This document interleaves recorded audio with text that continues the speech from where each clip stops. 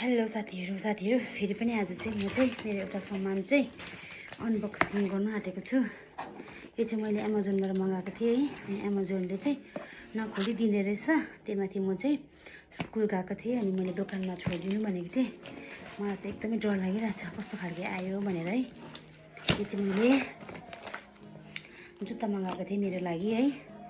त्यो नखोलिदिँदाखेरि चाहिँ एकदमै अलिक डर लाग्दो रहेछ, किनभने अब अरूले त खोलिकन दिन्छ नि त।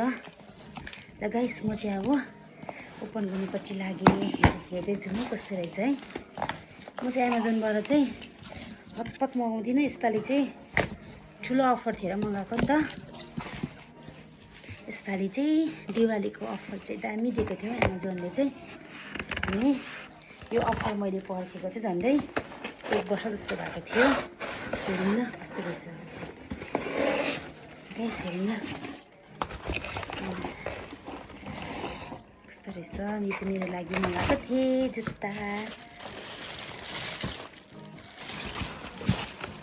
राम्रो रहेछ गाइस, हेर्नुहोस् त कस्तो राम्रो रहेछ। जस्तो हेरेको त्यस्तै नै रहेछ, तर यहाँ अलिकति यो के हो कालो कालो भएको रहेछ।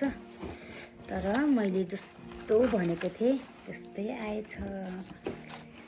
मेरो यस्तो खालको चाहिँ ब्ल्याकमा छ, त्यो चाहिँ एकदमै पुरानो भइसक्यो नि त। अनि त्यही भएर चाहिँ मैले यो मगाएको थिएँ। यो चाहिँ मैले झन्डै 6 महिना 1 वर्ष जस्तो पर्खेँ यसको अफरको लागि चाहिँ। फाइनली यो चाहिँ 50% अफमा मैले किनेको अमेजनबाट। एकदमै राम्रो रहेछ। अब म यो चाहिँ लाएर ट्राई गर्छु। गाइस, तपाईँलाई कस्तो लाग्यो मेरो जुत्ता? मलाई चाहिँ एकदमै मन पर्यो। एकदम यो रहेछ, लाइट रहेछ है।